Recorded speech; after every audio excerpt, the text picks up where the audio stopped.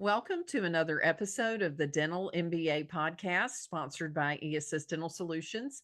I'm Penny Reed, your host, and it is my privilege and pleasure to have Art Wiederman, who is a dental CPA, join us today. Thank you for being with us, Art. Well, thanks for having me on, Penny. I'm looking forward to it. Well, me too. Me too. Always love to talk about the business of dentistry. So many of you, I'm sure, are quite familiar that there are CPAs that specialize in dentistry. Yet I imagine some of you may not be, or you may be wondering, how does one even get into this line of work? And I loved it when you shared your story with me about how you got involved in dentistry and evolved into the role that you're in today. Well, thank you, Penny. I started my career after I graduated college, as many of my classmates did. I got a job at the time, it was called the Big Eight. It's now down to the Final Four national CPA firms. Mine was Deloitte Haskins and Sells in the Los Angeles office. And I worked there for 3 to 4 years and decided that the large national CPA firm was not the career path that I was really interested in. And it turns out that still my best friend to today from college, 45 years later, he was a headhunter. He was an executive search. And he says, well, I've got a company that does CPA work for dentists. And it's called the Pacific Institute of Management. I said, okay. And I interviewed with Dr. Phil Whitener and Dr. Jim Pride. And for those of you listening who might be a gray hair like me, you might know who they are. Dr. Pride started the institute. He passed away many years ago. And Dr. Whitener, I believe, is retired up in Idaho, probably fishing today. And they hired me to run their financial services division. So at the age of 24, Penny, I was running a CPA firm, had about, I think we had 25 or 30 dentist clients from all over the country. And the only thing I knew about dentistry was I went to the dentist and they cleaned my teeth. And that's how my career started. And about 5 years after that, which was 1989, I was kind of like Victor Kayam in the Remington shaver commercials. I liked the product so much, I bought the company. And it Okay. became my I love that. CPA firm, which was named then Wiederman and Associates, and I ran that for 33 years. Brought on a partner, Pam Chamberlain, and that's how I started to become that's how I became a dental CPA. Wow. Wow. Such a great story, so much history and also so much knowledge. A lot has changed in the past several decades, although math has not changed as far as profitability, but how valuable that you've got all of this experience. So I know for today's conversation, we want to focus on some certain tips from a financial perspective from a dental CPA. And one of those that many practice owners are facing is what should the why be when you're considering selling your practice to a DSO? Well, Penny, that might be the number one question I get from dentists who have their own practices, and they talk to their friends at the dental societies, and they listen to podcasts, and they go to seminars, and they go to webinars. And so the first question when doctors, now I've had a couple dozen people come to me and say, Art, I've been contacted by this DSO or that DSO, or my friend sold to that DSO, and I'm really thinking about it. And we have to ask is why? Where are you in your career? Okay. So you're in your own practice, you're running your own business, you manage your own life, you can make your schedule, you want to coach your kids in baseball or basketball, you can do that. And now you're saying, well, I want to give up my freedom for something down the road that maybe is better. A lot of the why, Penny, that I hear is, number one, I'm tired of managing my business. The biggest challenges we have today in dentistry, and you and I have talked about this, is hiring and maintaining good team members. And that is probably the biggest challenge I see in dentistry, and also dealing with insurance companies and reimbursements, and now you have this big company that seems to have all the answers, that's now going to go ahead and buy you out. But I have to look at the why. Why am I doing this? So if I'm doing it because I've been a dentist for 30, 35 years, maybe I'm 60 years old, 65 years old, I still have some gas in the tank, I want to work, but I'm just really tired of the management, the day-to-day putting up with this and that, and somebody doesn't come into work, and somebody's got a bad attitude, and somebody spoke badly to a patient, then maybe that why is okay. Maybe I've got 5 years left, and maybe you're in a rural area where buyers of dental practices don't necessarily want to come because, I've dealt with dental practice sales for my whole career, and a lot of dentists want to be in metropolitan areas. They want to be in Los Angeles. They want to be in Atlanta. They want to be in New York. They want to be in, big cities where there's a lot of things to do in life. And they may not want to be in a mountain community where there's 5,000 people and everybody knows everybody. So that might be a reason to do. Maybe I don't have a buyer for my practice, or maybe I'm looking at the financial possibilities of a DSO merging with a larger DSO and getting a much better financial return. Now, there's risk in all of that, but I've got to look at the why. And what I'm seeing is a lot of younger doctors in their 30s, and some in their 40s are looking at this. And I always take a look at, you and I've talked also about the fact that I have a saying in my life that my life is a math problem. So this is a math problem. Is we had a doctor looking at selling out to a DSO, and he says, I want to work 10 more years. And he was a specialist making close to $1 million a year. And he was going to sell out to a DSO, maybe get $1 million more than he was going to get had he just sold to another doctor. But he was giving up $6.5 million in income over 10 years. And I pointed that out to him, and he says, I never thought of it that way. So you have to look at the math, and you have to look at what is your life going to look like, and how are you going to be, doctor, if you've worked 5, 10, 20, 30, 40 years being your own boss, and suddenly you have to, as they say on TV, you have to report to corporate. Why wasn't your production this way? And why wasn't this crown? Why wasn't this a crown? And why was it a filling? And I'm not saying that all DSOs are bad. There are many, many good large group practices and DSOs in the marketplace. But you have to look at the why as to why are you doing this? So I think that's a great point. And for some, it is quite the shift to be coachable to someone else. I mean, even if it's great things that you're being coachable towards, it's having been someone that was their own, and you've done this too, right? You own and ran your own business, and then you sold it to someone else. I had my own business. I now work for someone else. It's not necessarily that one's good and the other one's bad. It's just different. And thinking about what your why is, and is that worth it, both financially as far as what your goals are. So that makes a lot of sense. What advice are you giving your clients regarding retirement and retirement plans in today's marketplace? I mean, interest rates are very different than what they were a couple of decades ago, or probably close. I can remember some of the returns that I would hear some of my clients were getting quite some time ago, and we're not necessarily there right now. So, what's some of the advice that you're giving today? well, my first advice as far as retirement is if you haven't started, start now. There is no better time than today, because what younger dentists, and the average dentist graduates from dental school somewhere in the neighborhood of ages 26 to 30 probably. That dentist has all the time in the world to save, and the magic of compound interest, that never goes away. And if I start saving for retirement when I'm 60, I'm not going to save as much if I start saving when I'm 30. So if you haven't started, you need to start today, because in the dental profession, it's a very physically demanding profession.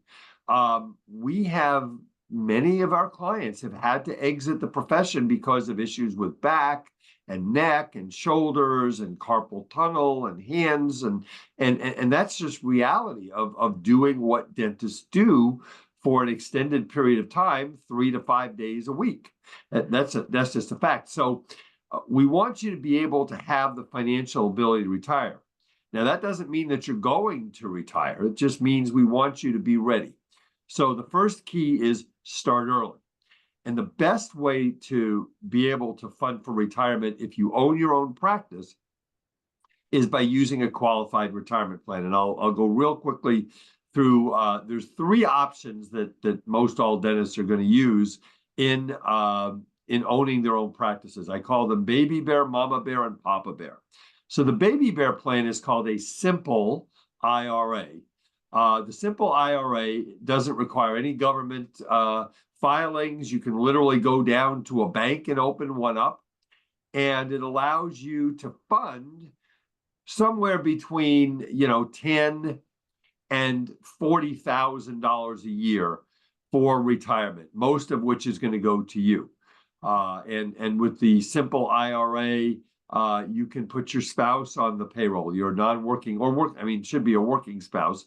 And that allows you to put away up to about $40,000, $30,000 to $40,000, and a minimal amount for your employees. Because when you set these plans up, Penny, you can't just do it for yourself. Right. You have to do it for employees. And we don't have time on this podcast to go through all the rules, but just know that if you have $30,000 to $40,000, maybe you bought a practice a couple of years ago and it's really picked up, and you started working with a consultant or a coach, and now you've got some money saved and you really want to do this retirement thing. Simple IRA is a great place to start.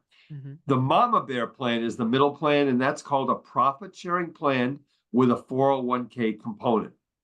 And that requires a government filing to set up an actual qualified plan. We use what's called a third-party outside company, a third-party administrator, to set up the plan, get the document approved by the IRS, has to be approved by the IRS. And then that doctor can put away somewhere, they can put away less than 40, but if they're going to put away less than 40, they should use the simple. But 40 to, again, up to potentially $90,000, $100,000 a year for retirement. Now, remember, all these contributions, Penny, are tax deductible, mm-hmm. and the money grows on a tax deferred basis. So if I have $10,000 and I earn 4% on a money market, and I get $400 in interest income personally, I have to pay taxes on that. But if that money is in a retirement plan, a qualified plan, that $400,000 is not taxed today. And you don't have to start pulling that money out. You can pull it out, if you work it out right, as late as age 73 these days. Mm. So imagine interest compounding and growth of stocks and bonds and mutual funds compounding for years and years and years. And imagine that the government doesn't get any of that growth until you're in your 70s, possibly. So I wanted to divert and say that, but then we go back to the 3 plans. The Papa Bear plan, the big plan, is the defined benefit plan. And that mm-hmm. plan allows you to put away $100,000, $200,000, $300,000, $400,000 a year. And that is for doctors who are probably at a minimum age 40. I've seen it done for younger, but a 28-year-old doctor is not going to be real successful with a defined benefit plan, because it's an actuarial calculation that says, all right, if I'm 55 years old, how much money do I have to save every year to get to a defined benefit amount mm-hmm. That the government said? It's very complicated, and you need actuaries to do this. But doctors who are, in fact, the doctor I was talking about who walked away from the DSO opportunity, I said, you're making almost $1 million a year. How old are you? And he's 58. And I said, you can put away at your age, you can almost name your number as to what you can put away. Tax deductible. He says, yeah, I'm single and I get a lot of, I pay a lot of tax. I said, this is what we should talk about. Mm-hmm. So we have doctors that are putting away hundreds of thousands of dollars a year in a qualified retirement plan called a defined benefit plan. There is a maximum that is actuarially calculated, but most doctors aren't going to get to that. Yeah. And one strategy we use, if a doctor is 3 to 5 years away from retirement, say I have and I'll give you an example. We had another doctor um, who was 62, and this doctor said, Art, I have brought in an associate. We're talking, and I'm going to sell my practice to him in 4 years. And we've got it all worked out. We've got some paperwork worked out. So what we did is we set up the defined benefit plan. We put about $155,000 in year one, year two, and year three. Each of those years, we put $155,000 away. And then we had the actuary and the pension administrator plan it out so that in year four, the year he was going to get the big payment for the practice sale, Mm-hmm. he was able to put away over $400,000 in that year and Wow. defer the taxes in essence on the sale. Mm-hmm. So there's lots of really cool things, Penny, that you can do with a qualified retirement plan. That's not the only way to save for retirement, but that is the way that we recommend our clients to do this. And I've helped doctors set up hundreds of these over the years, and Sure. it's great, and it's a benefit for the employees too, because they get a tax deferred benefit. Mm-hmm. And some of the younger employees may not appreciate it as much because they're not thinking about retirement. They're more interested in, well, I need money now to pay Right. for my life. But I'll tell you, some of the employees that are have been there a long time, maybe in their 50s, Mm-hmm. 60s, and even 70s. I hear from them, and they really do appreciate the doctors making those contributions that they don't have to pay taxes on. Well, and I So, think it's important too, from what I saw back in my consulting days, is to be sure that whoever is managing these plans for you, that there is an update that the team members have, that once a year, so that I think a lot of it's out of sight, out of mind, right? I'm not really paying that much attention to it, so I don't know that it's there. But what a great benefit, and especially in practices where you may not be able to provide a health benefit, health insurance to team members. And I think that's a win-win, and have definitely seen what you've seen. While a lot of them don't appreciate, many of them really do appreciate it. And it is so helpful to them, especially in that retirement age, which I know in today's day and time, it's hard to imagine some team members staying as long as some have stayed in the past, but it definitely helps with the employee retention for sure.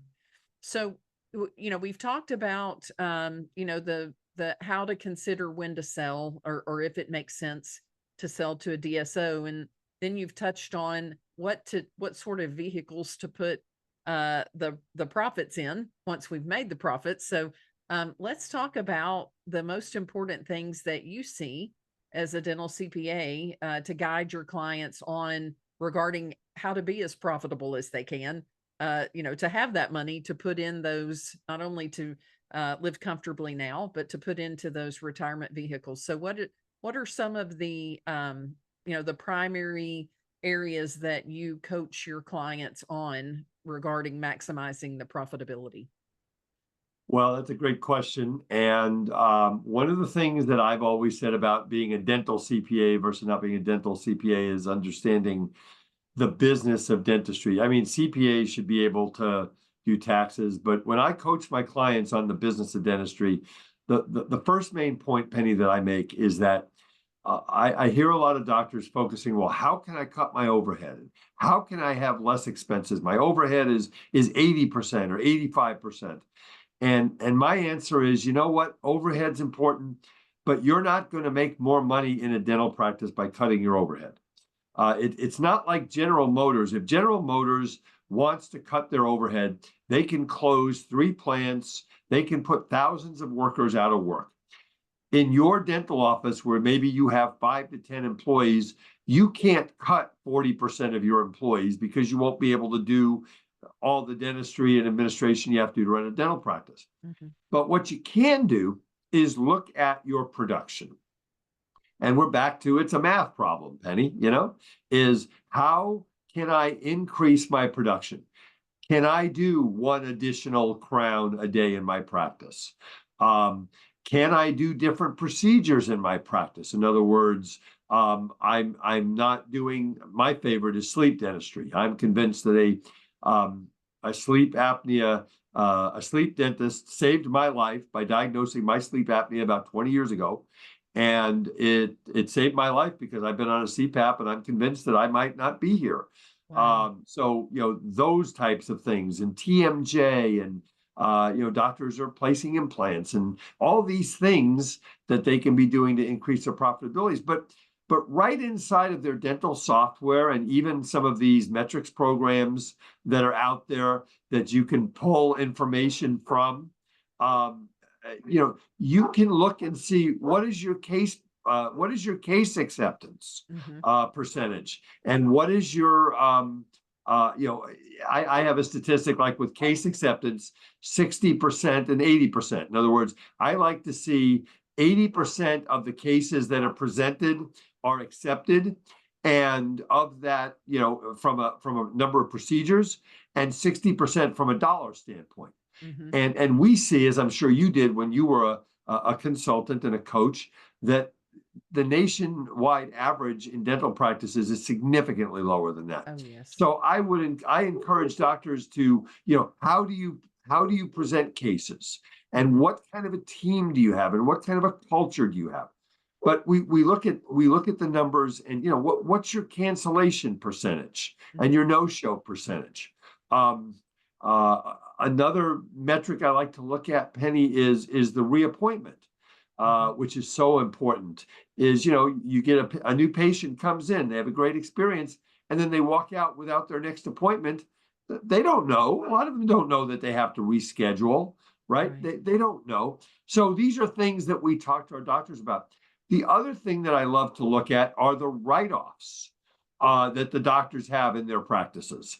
Um, I mean, I looked at one about a year ago, $300,000 in write-offs. I said, Doctor, did you know that you're writing off? It was about $1 million practice. Did you know that you're writing all of this off? And he said, no, I had no idea. And then we dug further into the software, and we looked at all of this, and we found PPO write-offs. And that's another thing I love to look at with my clients, is Hmm. what percentage write-off. When you engage with an insurance company and go in network with them, the average write-off is 38 to 42%.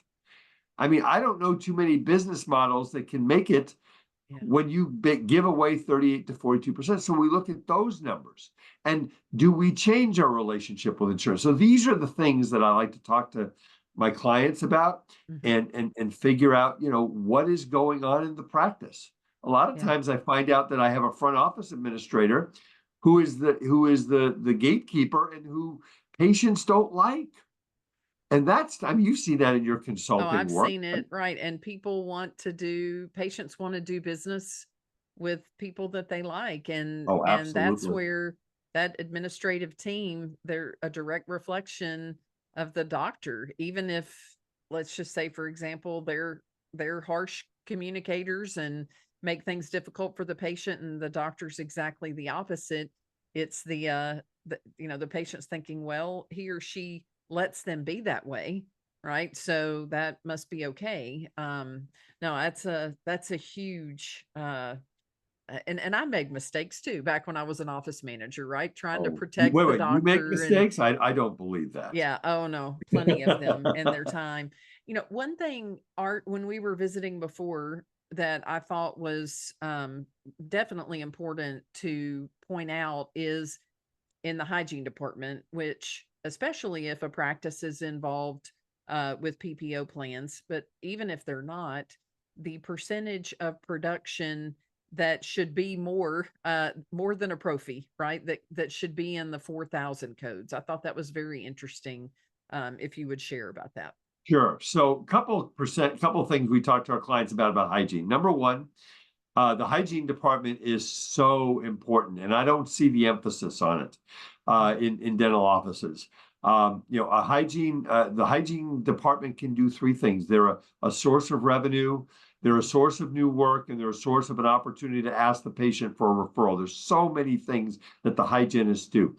We like to see, as a general rule, 25 to 30, 35% maybe of the total production in the office in hygiene.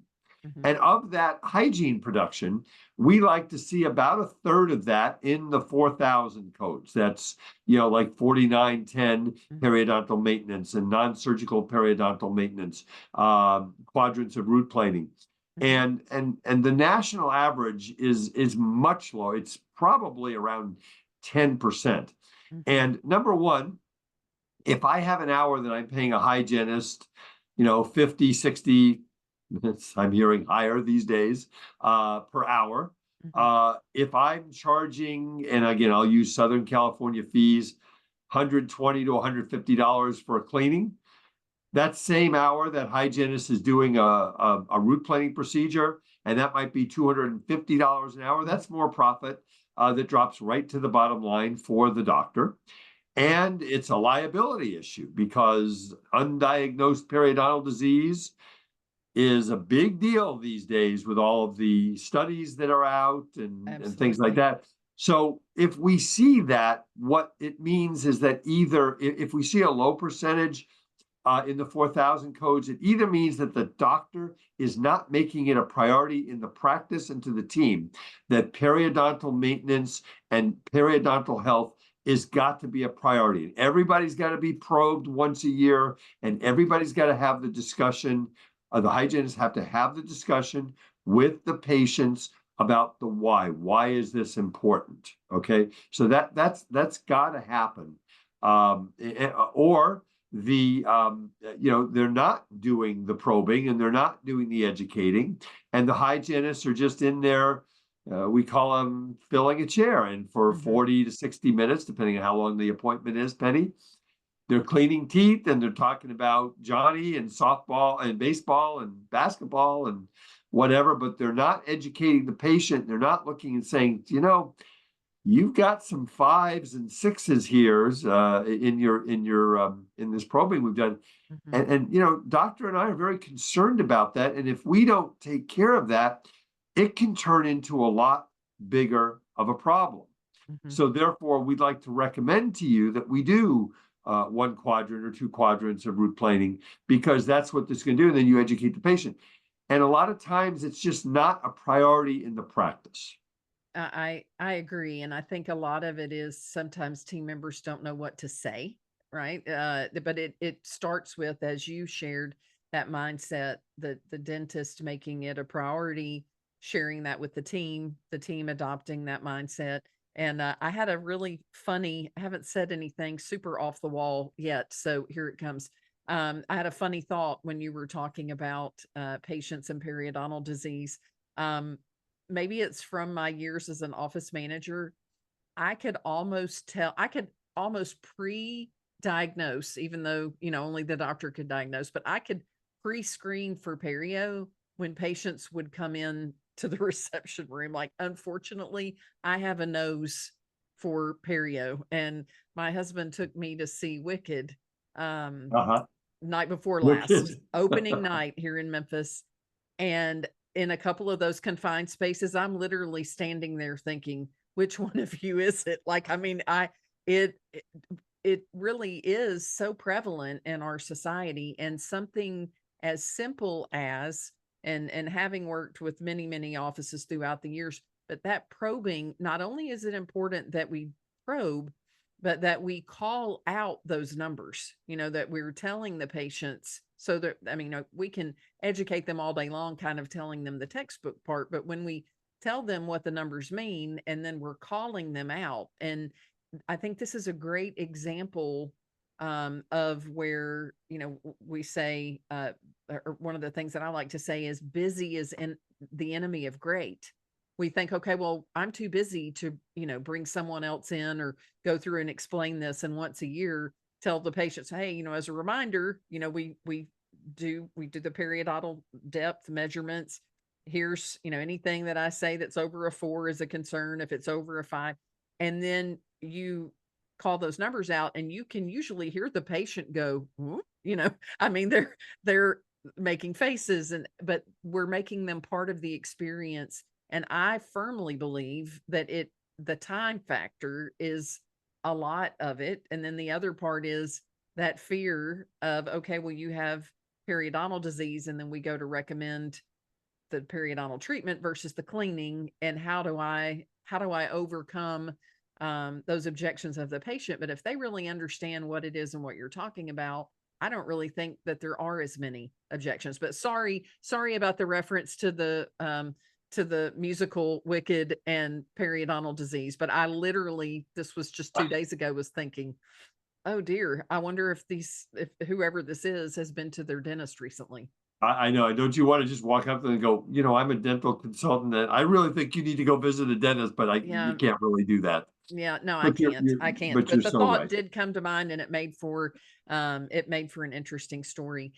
One thing that I'm curious about that we really didn't talk about before, but when you mentioned that you're coaching your clients, how often, in your practice, do you normally review the numbers with your dentist? Is it a quarterly? Is it annually? What does that look like?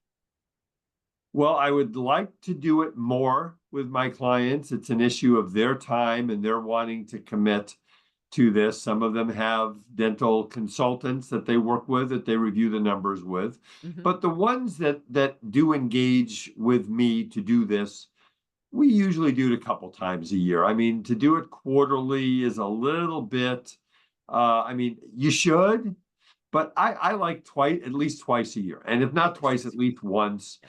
because, in 3 months, you could have taken a 2-week vacation. You could have Sure. had a hygienist who was out for a while. You could have had all these things.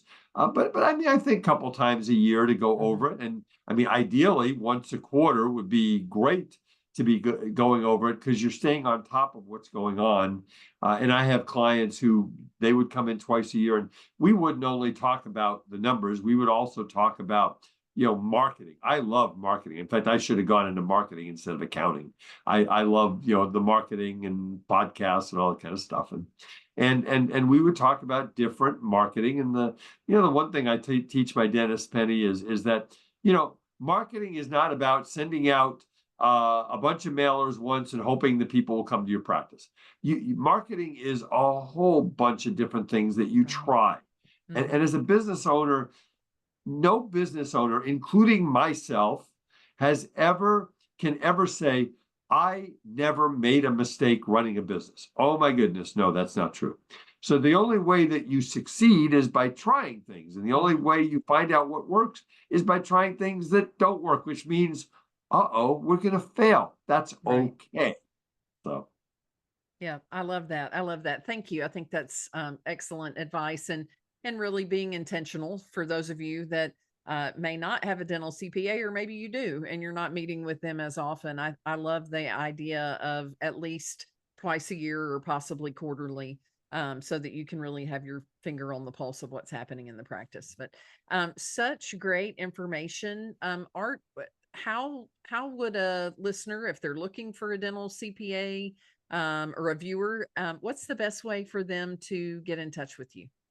well, there's two ways. Thank you for that, Penny. Number one is they can call me at 657-279-3243. I am with the CPA firm of Eide Bailly. That's spelled Eidebailly. I'm in the Tustin, California office, but we have offices all over the Western United States. We take care of dentists nationwide. Firm wide, we have about 1,000 dentists, I think, as clients of our firm. And Wow. in our Tustin office, we're in 250 or so. We have a whole team that works with them. You can also email me at Wiederman, and that's Wiederman at Eide Bailly, spelled EIDEBAILLY.com. And may I mention the podcast that I Absolutely. do? I was about to say, and you also have a podcast that I our viewers should tune into. Please do. Well, first of all, Miss Penny Reed has been a recent guest on my podcast and did an amazing job. So, Thank you. my podcast is called The Art of Dental Finance and Management with Art Wiederman, CPA. We've been doing it for about 5 years now. I'm approaching 200 episodes. We publish twice a month. And we talk about everything management and finance. We talk about taxes, investments. I just recorded one on estate planning, which is so important. Where we talk about HR for dentists and things like that. So wonderful coaches like you and come on. I mean, I've got so many friends in the dental profession and that have been on the podcast. It's almost a library of dental and financial management. I'm very That's proud of the awesome. work we do, and you can look that up on your iPhone or your Android or through any place that you get podcasts and Yeah. subscribe. And we've got thousands of people that listen to it every month, and it's fun. It's really That's fun, as I'm awesome. sure you have Yeah, oh, I fun with love this. podcasts. And for those of you that are driving or you may be on a treadmill, we will put both Art's contact information as well as the podcast in the show notes so that that will be something that's easy for you to find. And it's just been a pleasure, Art. It's always a pleasure to talk with you and to learn from you. And we're so grateful to have you on the Dental MBA podcast. And hopefully we'll be able to have you back again sometime soon. Well, thank you, Penny. I really appreciate it. You do great work with eAssist and all the folks you've helped out over the years. So thank you for the opportunity. I guess I'll see you at an I'll SCN. see you at the California Dental Association Oh, meeting. in the California, yeah. And That's right. I will be at the CDA. I think we're booth 1350. I'm giving two presentations. We have a booth there at through Bailey, and I'll see you at CDA, and then I guess I'll see you at the I'll see you well, again I at see the you at Speaking SCN in Consulting Network Austin, meeting. hopefully. Yes. Yes, Super. back to back.